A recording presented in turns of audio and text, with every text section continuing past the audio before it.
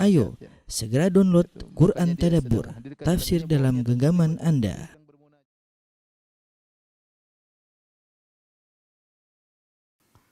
Bismillahirrahmanirrahim.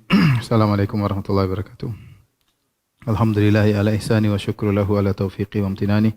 Asyhadu an la ilaha illallah wahdahu la syarika lahu ta'ziman li sya'ni. Asyhadu anna Muhammadan abduhu wa rasuluhu da'ila ridwani. Allahumma salli alaihi wa ala alihi wa sahbihi ajma'in. Amma ba'd. Para pemirsa yang dirahmati Allah Subhanahu wa taala, pada kesempatan ini pertemuan yang kedua kita akan bahas beberapa kaidah penting berkaitan dengan Al-Asma Al-Husna ya. Sebelum insyaallah pertemuan berikutnya kita mulai membahas tentang makna nama-nama Allah satu persatu. Di sana ada beberapa kaidah yang butuh konsentrasi untuk memahaminya. Sebagai mukaddimah sebelum kita memahami kandungan dari masing-masing makna-makna Allah Subhanahu wa taala.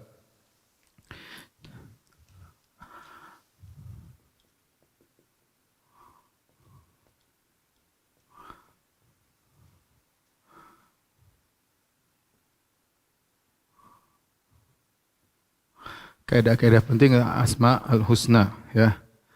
Kaidah di antaranya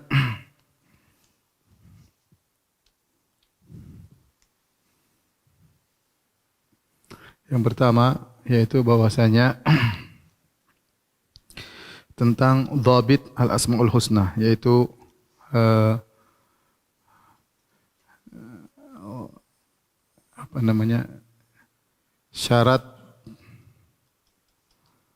syarat-syarat Al-Asma Al-Husna. Allah Subhanahu wa taala menyebutkan tentang Asmaul Husna dalam beberapa ayat, kalau tidak salah 4 ayat, di antaranya walillahil asmaul husna fad'uuhu biha. Bahwasanya Allah memiliki nama-nama yang terindah, maka berdoalah dengan nama-nama tersebut. Di antaranya juga walahul asmaul husna ya. Kemudian juga firman Allah Subhanahu wa taala, qul ud'ullaha aw ud'ur rahman ayyamma tad'u falahul asmaul husna ya. Huwallahul khaliqul bari'ul musawwir lahul asmaul husna. Dalam 4 surat Allah sebutkan tentang Asmaul Husna. Oleh karenanya itu, apa definisi Asmaul Husna? Definisinya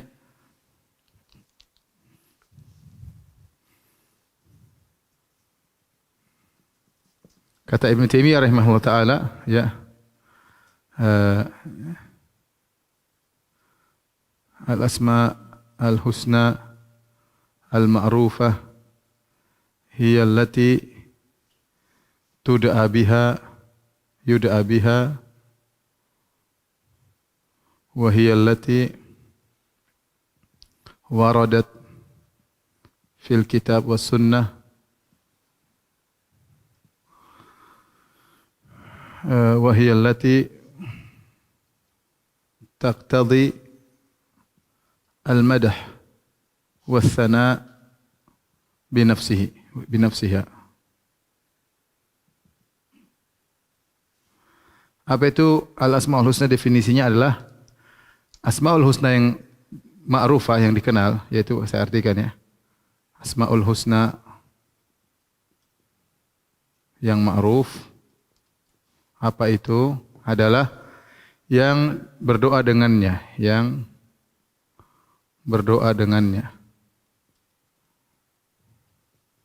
Kemudian yang datang dalam Al-Quran dan Sunnah. Dalam Alkitab,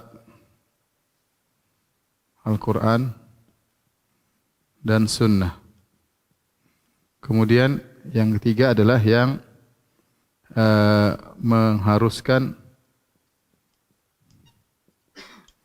pujian dengan sendirinya. Pujian kepada Allah dengan sendirinya.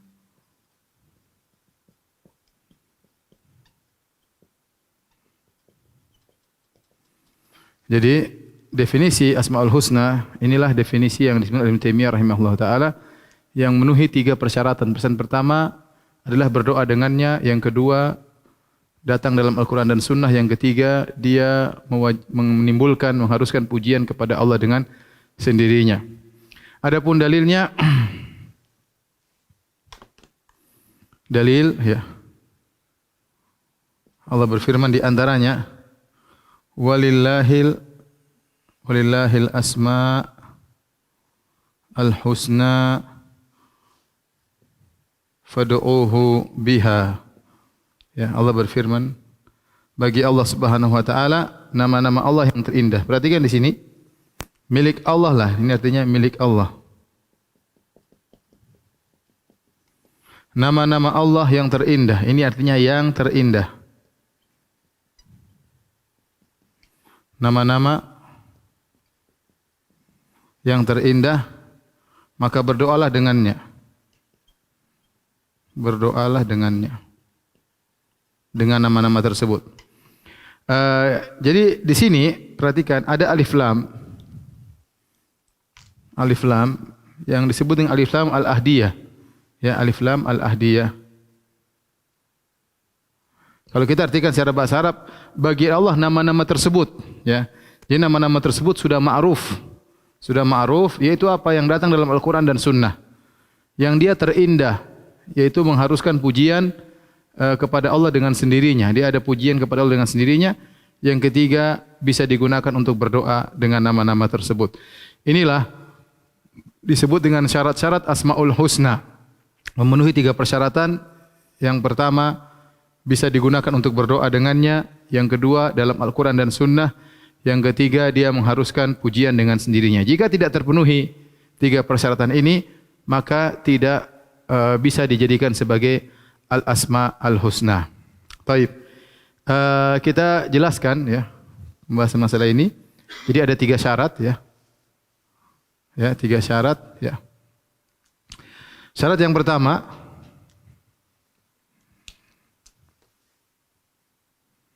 atau ya, yang pertama, kita balik ini aja yang pertama ya. Yang pertama adalah dalam Al-Quran Sunnah. Yang kedua, berdoa dengannya. Syarat yang pertama yaitu datang dalam Al-Quran dan Sunnah.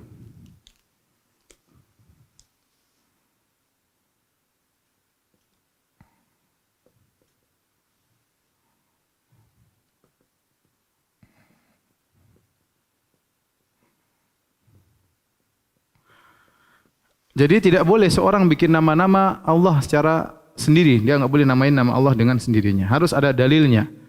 Ya, sudah sebutkan di antara dalilnya harus ada datang dari Al-Quran dan Sunnah. Kemudian juga dalam hadis yang panjang kata Nabi SAW tentang nama-nama Allah, sammaita bihi nafsaka. Ya, dalam doa kesedihan.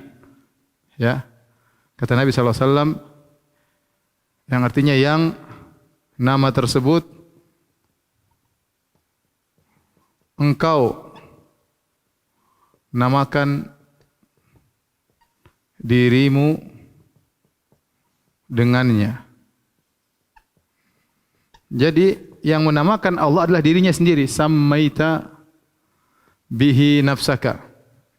Tidak ada yang bisa kasih nama Allah kecuali Allah yang lebih tahu tentang nama tersebut. Ya, jadi kalau Allah yang kasih nama, tidak boleh kita namakan sendiri. Oleh karenanya di antara penamaan yang keliru, misalnya menamakan Allah dengan contoh nama yang keliru, ya.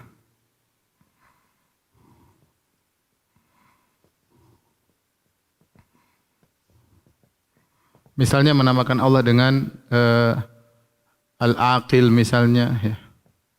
Atau misalnya menamakan Allah dengan Wajibul Wujud, ya. Misalnya ini tidak boleh kita namakan Allah dengan nama-nama tersebut karena nama-nama ini tidak datang dalam Al-Quran dan Sunnah, ya. Oleh karenanya seorang harus terikat dengan Al-Quran dan Sunnah dan tidak boleh menggunakan kias dalam hal ini, ya. Catatan, tidak boleh menggunakan kias dalam hal ini.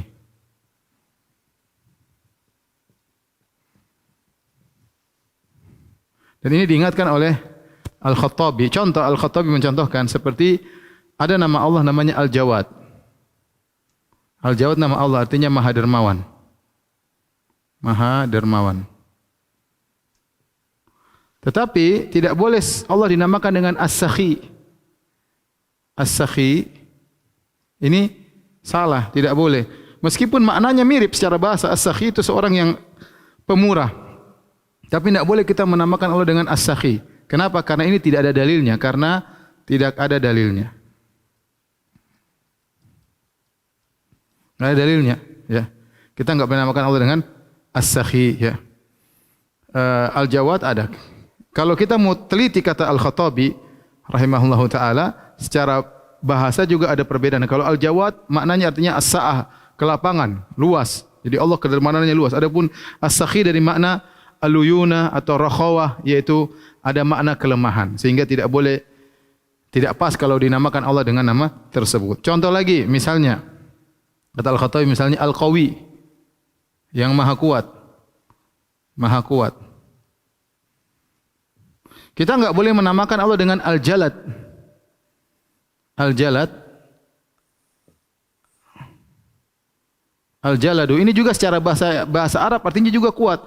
Tetapi kenapa tidak boleh kita namakan dengan Al-Jalad? Karena Al-Jalad itu menunjukkan ada takalluf, menunjukkan ada at-takalluf, yaitu ada usaha. Ada usaha. Seakan-akan kuatnya itu dengan tegar, ya. Jalad itu artinya tegar. Ya, kalau bahasa Indonesia artinya tegar. Jadi kayak ada dia berusaha.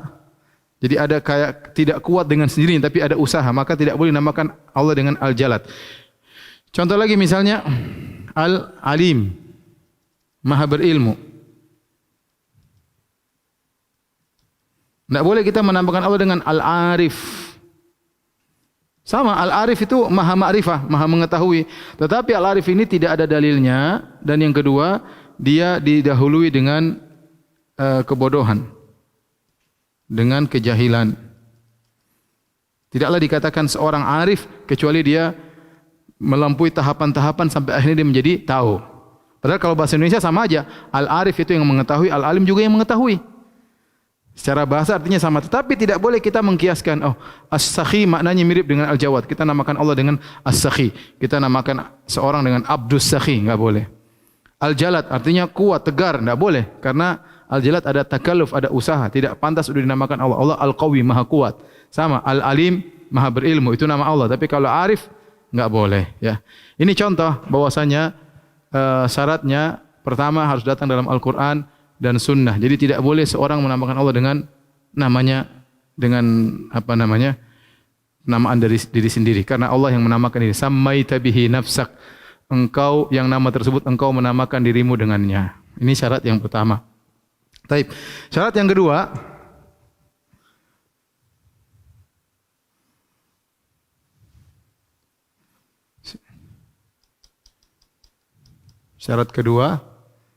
yaitu berdoa dengannya.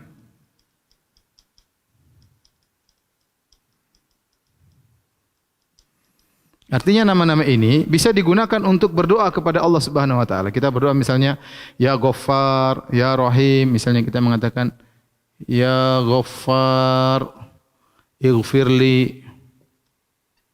Kita mengatakan ya Rahim irhamni.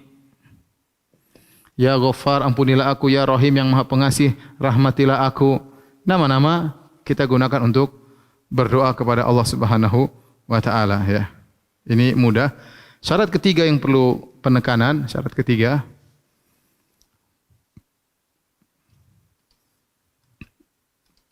yaitu secara sendiri, dengan sendirinya menunjukkan keindahan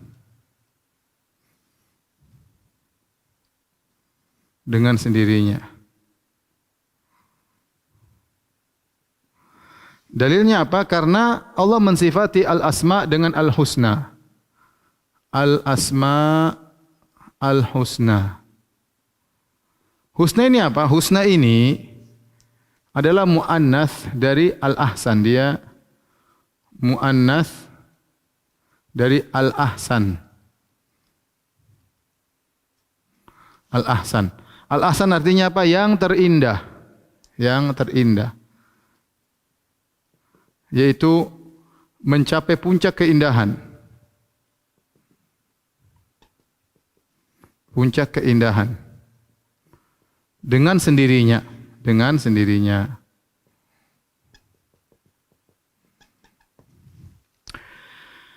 Eh, kemudian juga ya, oleh karenanya tidak boleh kita menamakan Allah dengan suatu nama dalam Al-Quran dan Sunnah yang tidak menunjukkan puncak keindahan. Karenanya ya, tidak semua sifat atau fi'il Allah yang datang dalam dalil bisa dijadikan nama. Contoh Allah berfirman dalam Al-Quran, contohnya Sun Allah alladzi atqana kulla syai'. Sun Allah itu ciptaan Allah. Maka misalnya juga sibghatullah, wa man ahsanu minallahi sibghatullah. Ini di antara perbuatan Allah. Tidak mungkin kita menamakan sun, kita namakan Allah jadi sani' atau kita mengatakan sabiq misalnya. Ini harus ngerti bahasa Arab ya. Sani' itu pembuat, karena kata pembuat itu tidak menunjukkan keindahan secara sendirinya. Tidak menunjukkan keindahan secara sendirinya. Buat apa? Ya. Sama mencelup sibghatullah, wa man ahsanu minallahi sibghah. Celupan Allah, siapa yang lebih indah daripada celupan Allah? Maka tidak ada ulama menamakan Allah dengan sani', sabiq, enggak ada. Ya. Sani' itu berbuat ya. Sama seperti firman Allah Subhanahu wa taala, fa'alul lima yurid. Allah Maha melakukan. Maka tidak ada Allah namanya fa'il atau fa'al. Ya, tidak ada nama Allah fa'al atau fa'il. Kenapa? Karena Allah melakukan apa yang Dia kehendaki, tidak dinamakan Allah Maha melakukan. Karena melakukan itu tidak jelas, tidak menunjukkan keindahan secara sendirinya. Beda dengan Ar-Rahim, Maha penyayang. Sudah jelas indah sendirinya. Al-Qadir, Maha kuat. Secara sendirinya menunjukkan Dia Maha indah. Maka tidak diambil dari sunnah jadi as-sani' atau sabiq atau fa'al atau fa'il. Ini enggak bisa dijadikan nama-nama Allah. Karena tidak secara zatnya menunjukkan keindahan secara sendirinya. Saya ulangi, fa'al artinya Maha melakukan. Tapi tidak boleh kita mengatakan Allah Al-Fa'al. Tidak boleh kita namakan anak kita Abdul Fa'al. Tidak boleh. Karena melakukan itu masih umum. Tidak menunjukkan keindahan secara sendirinya. Yang kedua, contoh kedua, ya, apalagi sifat-sifat Allah yang datang secara terikat. Contoh misalnya firman Allah, wa makaru wa makarallah. Wallahu khairul makirin. Mereka berbuat makar dan Allah berbuat makar. Tidak boleh kita menamakan Allah dengan al-makir, sang pembuat makar, al-makir, enggak boleh. Kenapa? Karena Allah baru terpuji kalau Dia berbuat makar kepada orang yang berbuat makar. Ya. Adapun kita bilang Allah al-makir, ini tidak mendatangkan pujian secara sendirinya. Contoh lagi misalnya, ya. Innal munafiqina yukhadi'una Allah wa huwa khadi'uhum. Ya. Yukhadi'una Allah wa huwa khadi'uhum. Coba. Artinya orang-orang munafik menipu Allah dan Allah menipu mereka. Allah terpuji ketika balas tipuan dengan tipuan. Allah terpuji tatkala bisa balas makar kepada orang yang berhak untuk dikasih makar. Ya. Tetapi kalau kita namakan Allah dengan Al-Khadi' atau Al-Mukhadi', enggak boleh. Kita enggak boleh namakan Allah Al-Mukhadi'. Ini enggak boleh. Ini semua karena sifat-sifat tersebut tidak memberikan pujian secara tersendiri, ya. Maka tidak bisa dijadikan nama-nama Allah Subhanahu wa taala. Beda lain halnya, misalnya lain halnya kita bilang ya, contoh ini nama-nama Allah yang benar. Allah yang benar. Coba renungkan, misalnya Ar-Rahim, artinya apa? Maha pengasih. Al-Ghafur, artinya apa? Maha penyayang. Al-Qadir, artinya maha kuat. Al-Alim, artinya maha berilmu. Terus apa? Al-Hayyu, artinya maha hidup. Ya. As-Samad, artinya yang semuanya membutuhkan kepadanya. Al-Ahad artinya Maha Esa. Ini semua nama-nama ini memberi pujian secara sendirinya. Orang dengar Ar-Rahim Maha Penyayang sudah terpuji dengan sendirinya. Al-Ghafur Maha Pengampun, Al-Afu Maha Memaafkan. Ar-Razzaq Maha Pemberi rezeki. Ini semua nama-nama yang secara zatnya memberikan keindahan. Beda dengan ini tadi, enggak bisa kita bilang Sani pembuat. Pembuat apa? Ya. Pembuat apa? Enggak jelas. Sama dengan yuridullahu bikumul yusra. Al-Murid yang berkehendak apa? Enggak jelas. Sehingga tidak dikatakan Allah Al-Murid. Meskipun sifat-sifat tersebut datang dalam Al-Quran. Tetapi tidak bisa diambil darinya nama-nama Allah. Ini sekedar apa sih definisi Al-Asmaul Husna? Tapi ini kaidah yang pertama. Semoga bisa dipahami.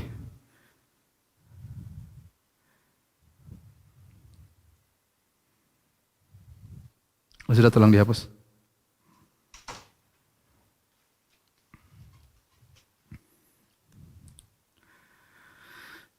Para pemirsa yang dirahmati Allah Subhanahu wa taala. Jadi tadi telah kita sebutkan tentang syarat Asmaul Husna. Pertama harus ada dalilnya dari Al-Qur'an dan Sunnah karena Allah yang menamakan dirinya dengan nama-nama tersebut. Kemudian yang kedua bisa berdoa dengannya, dan yang ketiga tadi dia memiliki keindahan dengan sendirinya, memiliki keindahan dengan sendirinya. Makanya kita katakan Allah tidak boleh dinamakan dengan As-Sani, sang pembuat. Karena pembuat itu apa? Macam-macam, ada buat baik, ada buat buruk. Ya, kemudian juga Allah tidak boleh dinamakan dengan misalnya Al-Fa'al, sang pelaku, ya. Pelaku maksudnya apa? Tidak menunjukkan keindahan secara sendirinya. Apalagi kita menamakan Allah dengan Al-Makir, Maha Pembuat makar. Ini juga enggak boleh karena Allah membuat makar hanya kepada orang yang berbuat makar, yang berhak dikasih makar baru Allah kasih makar. Sama seperti firman Allah, "Innal munafiqina yukhadi'una Allah." Orang-orang munafik menipu Allah. Wa huwa khadi'um, Allah menipu mereka. Maka tidak boleh kita namakan Allah dengan Al-Mukhadi', sang penipu. Enggak boleh. Karena tidak mendatangkan keindahan dengan sendirinya. Beda tatkala kita menamakan Allah dengan Al-Alim, yang Maha mengetahui. Dia memberikan keindahan dengan sendirinya. Contoh kita namakan Allah dengan Al-Ghafur, yang Maha Pengampun. Orang dengar langsung tahu ini memberikan keindahan dengan sendirinya. Contohnya lagi Al-Hayyu, yang Maha Hidup. Ya, orang langsung tahu Maha Hidup. Dengan nama itu saja sudah menunjukkan keindahan dengan sendirinya. Tidak menimbulkan apa? Ambigu. Ya, langsung orang dengar langsung paham maknanya. Contohnya Al-Afu, yang Maha Pengampun, pemaaf. Jelas orang pemaaf dipuji. Ini dengan sendirinya memberikan pujian. As-Sami', Maha mendengar. Al-Basir, Maha melihat. Nah, seperti nama-nama ini bisa dijadikan nama-nama Allah. Kenapa? Karena secara zatnya dia memberikan makna indah secara sendirinya. Makna indah secara sendirinya. Nah, kaidah kedua,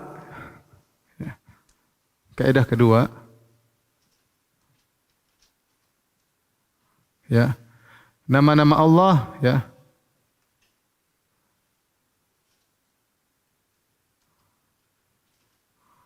a'lamun wa awsafun. A'lamun artinya adalah merupakan nama-nama sebagai nama.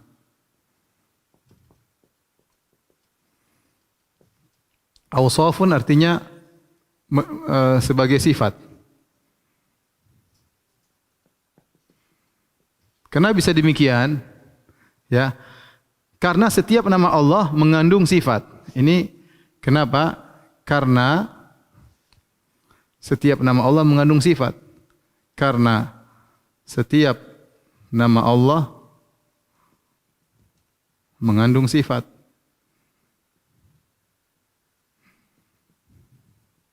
Contoh Al-Alim mengandung sifat Al-Ilmu. Al-Alim ini nama, Maha berilmu karena memiliki sifat ilmu. Al-Qadir, Maha kuasa, memiliki sifat Al-Qudrah. Ya, Al-Qudrah. Ya. Jadi setiap nama pasti mengandung sifat. Tidaklah Allah dinamakan dengan Al-Qawi kecuali karena Allah memiliki Dzul Quwwatil Matin, memiliki kekuatan. Ya. Makanya setiap nama mengandung sifat. Al-Ghafur karena memiliki sifat Ghufran, maghfirah. Ya. Jadi setiap nama Allah mengandung sifat. Makanya nama-nama Allah itu kalau ditinjau dari satu sisi, dia sebagai nama, bisa ditinjau dia sebagai sifat. Ya. Kalau ditinjau sebagai nama, perhatikan sini, jika nama-nama Allah ditinjau sebagai nama,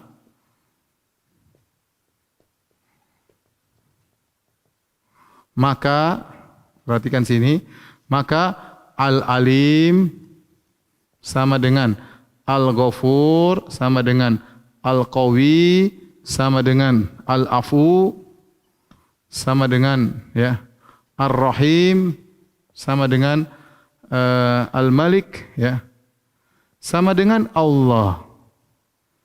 Jadi Al-Alim sebagai namanya siapa? Al-Alim namanya Allah. Al-Ghafur namanya siapa? Ya, namanya Allah. Al-Qawi namanya Allah. Al-Afu namanya Allah. Ar-Rahim namanya Allah. Al-Malik namanya Allah. Allah. Jadi kalau nama-nama Allah ditinjau sebagai nama, maka Al-Alim sama dengan Al-Ghafur sama dengan Al-Qawi, karena semua nama tersebut adalah namanya Allah, adalah namanya zat yang sama, zat yang satu, yaitu Allah, Akan tetapi jika nama-nama Allah ditinjau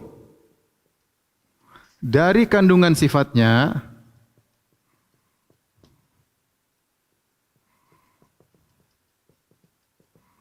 maka perhatikan sini, jika ditinjau dari kandungan sifatnya, maka Al-Alim tidak sama dengan Al-Ghafur, tidak sama pula dengan Al-Qawi, tidak sama pula dengan Al-Afu, yang maaf, tidak sama pula dengan Ar-Rahim, tidak sama pula dengan Al-Malik, tidak sama pula dengan Allah. Kenapa tidak sama? Ditinjau dari sifat, karena Al-Alim menunjukkan sifat ilmu. Beda dengan Al-Ghafur. Al-Ghafur memiliki sifat ghufran. Al-Qawi menunjukkan sifat quwwah. Al-Afu menunjukkan sifat af. Ar-Rahim menunjukkan sifat rahmah. Al-Malik menunjukkan sifat al-mulk. Allah menunjukkan sifat ilahiyah. Maka perhatikan sini, ya. Jika ditinjau dari sebagai namanya Allah, maka semua ini tidak ada bedanya. Tapi jika ditinjau dari sifat-sifat, maka ingat, sifat yang dikandung oleh Al-Alim tidak sama dengan Al-Ghafur. Kenapa kita bikin kaidah ini? Kenapa sih bikin kaidah ini? Ini ya dalam rangka membantah Mu'tazilah.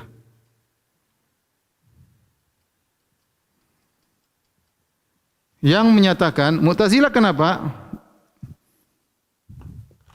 Mu'tazilah yang menyatakan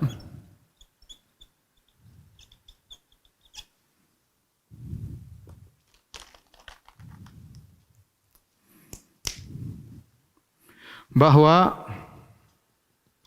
nama-nama Allah hanya sekedar nama, tidak mengandung sifat.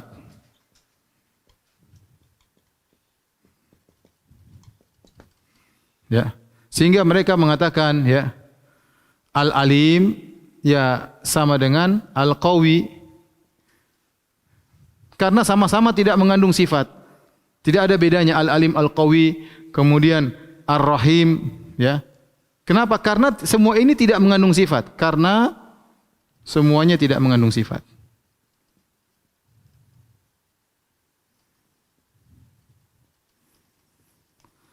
Kenapa mereka berpendapat bahwasanya nama-nama tersebut tidak mengandung sifat? Karena mereka punya syubhat di otak mereka. Ini saya mau bahas nanti kepanjangan, tapi intinya mereka mengatakan kalau kita menetapkan sifat-sifat bagi Allah, berarti kita melakukan kesyirikan. Saya tidak ingin bahas sekarang karena akan membingungkan para penonton yang sudah pernah nonton atau menghadiri kajian Al-Aqidah Al-Wasithiyah tentu akan paham akan hal ini. Tapi intinya kita tahu bahwasanya setiap nama-nama Allah mengandung sifat. Setiap nama-nama Allah mengandung sifat. Baik, kita anggap selesai kaidah ini ya. Kaidah berikutnya,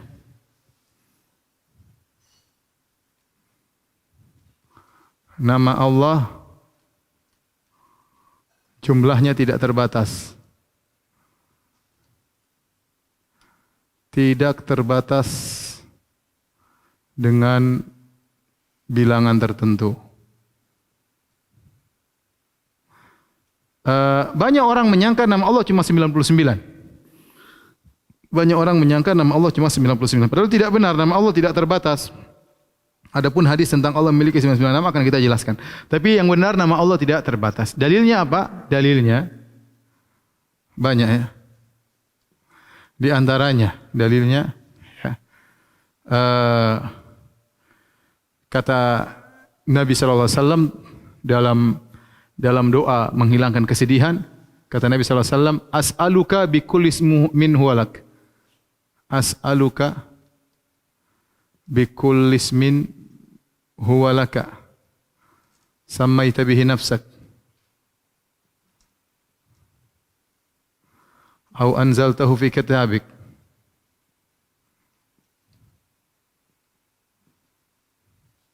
au 'allamtahu ahadan min khalqik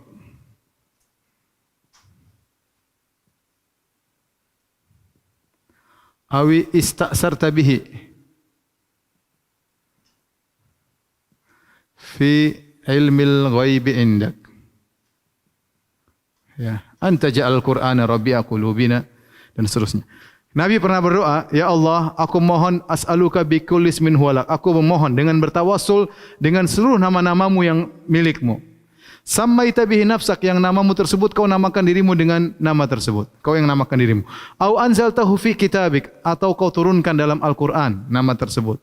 Aw allamtahu ahadan min khalqik, atau kau ajarkan nama tersebut kepada seorang dari hambamu, kepada nabi atau kepada malaikat, kau ajarkan. Perhatikan di sini. Kemudian kata Nabi, aw ista'tharta bihi fi ilmil ghaibi indak, atau kau sembunyikan engkau sembunyikan nama-namamu di dalam ilmu gaibmu. Ilmu gaibmu. Perhatikan sini, di sini Nabi mengatakan atau engkau sembunyikan nama-namamu dalam ilmu gaibmu. Berarti tidak ada yang tahu, malaikat pun tidak tahu, nabi pun tidak tahu, tidak diturunkan pada Al-Qur'an. Jadi nama-nama Allah itu, saya ulangi, kata Nabi, aku mohon dengan seluruh nama-namamu yang kau miliki, yang kau namakan dirimu dengan nama tersebut, atau kau turunkan dalam Al-Qur'an, atau kau ajarkan seorang dari hambamu, apakah nabi ataukah malaikat, atau kau simpan nama-nama tersebut dalam ilmu gaib di sisimu, menunjukkan ada nama-nama Allah yang tidak ada yang tahu cuma Allah. Ini menunjukkan apa? Ini menunjukkan ada nama-nama Allah yang hanya Allah yang tahu.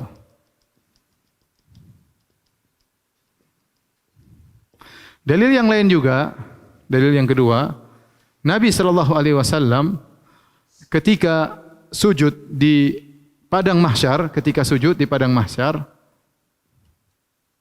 Nabi sallallahu alaihi wasallam sujud di padang mahsyar untuk syafaat al-uzma.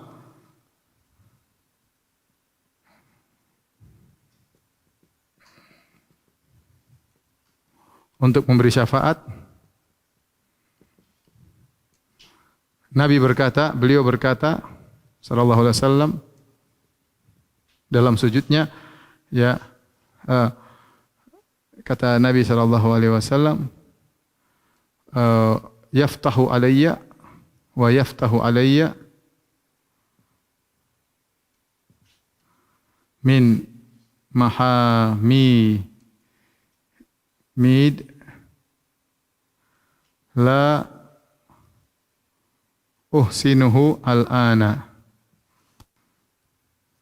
Kata Nabi SAW, maka Allah mengajarkan kepadaku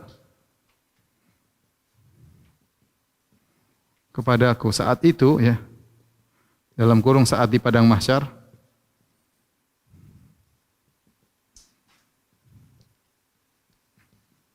ya, pujian-pujian yang sekarang aku belum bisa, sekarang aku belum tahu. Nanti kalau sekarang Nabi memuji Allah dengan nama-nama Allah yang Nabi tahu, Nabi puji Allah dengan Al-Alim, Al-Qadir. Nabi berdoa dengan nama-nama Allah. Al-Ghafur, Ar-Rahim dalam doa Nabi sebutkan, Al-Aziz, Al-Qawi Nabi sebutkan. Tapi nanti di padang mahsyar, wa yaftahu alayya min mahamidihi la uhsinuhu al-an. Ya. Kata Nabi, nanti di padang mahsyar aku akan dibukakan oleh Allah cara memuji Allah yang sekarang saya belum bisa, kata Nabi. Berarti ada di sana, nanti Nabi baru diajarkan belakangan nama-nama Allah. Berarti menunjukkan apa? Ada nama-nama Allah yang baru Allah ajarkan kepada Nabi sallallahu alaihi wasallam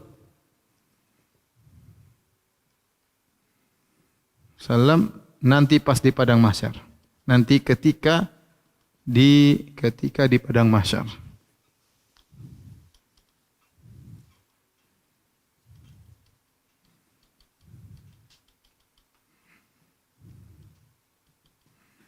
Di antara dalil yang menunjukkan bahwasanya nama-nama Allah tidak ada batasannya adalah doa Nabi ketika salat witir. Nabi berdoa dengan doanya, la uhsi sana'an alaik anta kama asnaita ala nafsik.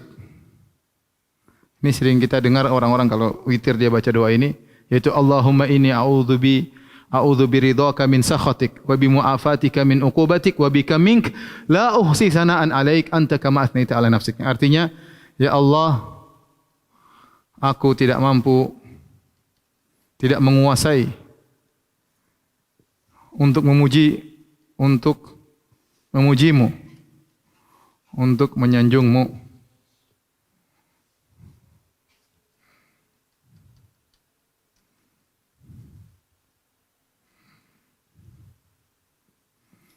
Engkau sebagaimana pujianmu terhadap dirimu sendiri.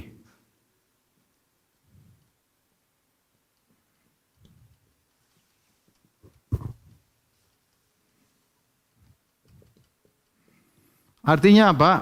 Tidak ada yang mampu memuji Allah sebagaimana mestinya, yang seharusnya. Karena yang menguasai nama-nama Allah cuma Allah Subhanahu wa taala. Artinya tidak ada yang mampu memuji Allah secara lengkap, memuji Allah secara keseluruhan. Kenapa? Kata Ibnu Qayyim, karena tidak ada yang mengetahui seluruh nama-nama Allah.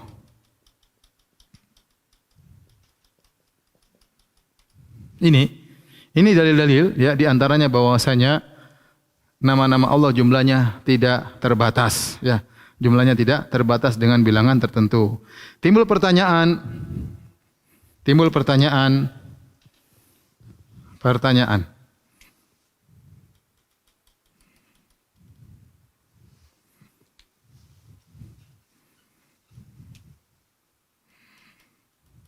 Lantas bagaimana dengan hadis sungguhnya Allah memiliki 99 nama. Inna lillahi tis'atan wa tis'ina asman. Hadis saya tuliskan,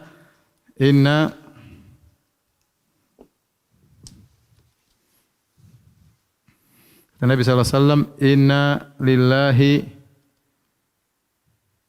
tis'atan wa tis'ina asman. Man ahsaha dakhalal jannah. Perhatikan sini, kata Nabi SAW, sesungguhnya Allah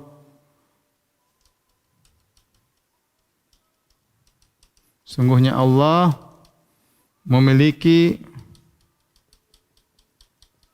99 nama. Ya. Siapa yang menguasainya masuk surga.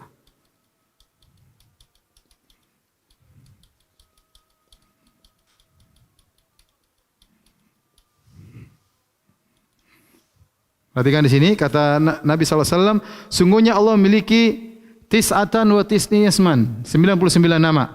Siapa yang menguasainya masuk surga. Apakah nama Allah cuma 99? Apakah nama Allah cuma 99? Kata para ulama bahwasanya nama-nama ini bukan pembatasan. Bahwasanya nama Allah cuma 99. Tetapi dari sekian banyak nama-nama Allah, maka ada 99 yang spesial. Makanya di sini man ahsaha dakhalal jannah, ini adalah jumlah dia naat, sifat dari isman. Kalau saya artikan begini, sungguhnya Allah memiliki 99 nama, yang nama itu memiliki sifat khusus, barang siapa yang menguasainya masuk surga. Saya kasih sederhana gini. Saya bilang, saya punya 2 anak yang perempuan. Apakah berarti dipahami anak saya cuma 2 perempuan? Jawabannya tidak. Saya punya anak laki-laki juga. Tapi saya bilang saya punya 2 anak, sifatnya apa? Yang perempuan. Bukan berarti saya cuma punya anak 2 saja. Saya punya anak juga yang lain. Masih saya mengatakan misalnya, saya punya mobil yang sering mogok. Saya punya 2 mobil yang sering mogok. Saya punya 2 mobil yang sering mogok. Bukan berarti mobil saya cuma 2 saja. Saya punya mobil lagi yang lain. Misalnya ada 3 tapi tidak pernah mogok. Itu contoh. Berarti tatkala saya mengatakan saya punya 2 mobil yang sering mogok, bukan berarti dipahami saya punya mobil cuma 2. Sama ketika Nabi berkata Allah memiliki 99 nama, siapa yang menguasainya masuk surga, bukan berarti nama Allah cuma 99. Di antara dalil yang keempat ya. Ini bahwasanya nama Allah tidak terbatas. Boleh saya tambahkan di sini ya. Ternyata nama-nama Allah jika dihitung dalam Al-Quran dan hadis lebih daripada 100 bahkan ya nama. Menunjukkan itu sih dalam Al-Quran hadis banyak 120, 130 ya banyak ya. Sehingga ini semua menunjukkan nama Allah bukan 99. Adapun 99 ini adalah nama-nama yang spesial. Nah, para ulama khilaf ya. Para ulama khilaf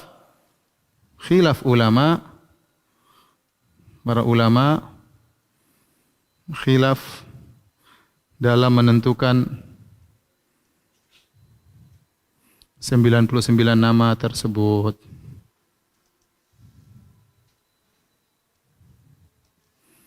Kita lanjutkan insyaallah besok, pertemuan besok ya. Ini yang bisa saya sampaikan pada kesempatan kali ini. Mohon maaf tadi ada gangguan sedikit ya. Insyaallah besok kita akan bahas tentang nama-nama, khilaf sedikit, baru kemudian kita masuk pada penjabaran tentang nama-nama Allah tersebut insyaallah taala. Semoga apa yang disampaikan bermanfaat dan semoga semakin membuat kita dekat kepada Rabb kita. Demikian subhanakallah bihamdik asyhadu an la ilaha illa anta astaghfiruka wa atubu ilaik. Assalamualaikum warahmatullahi wabarakatuh.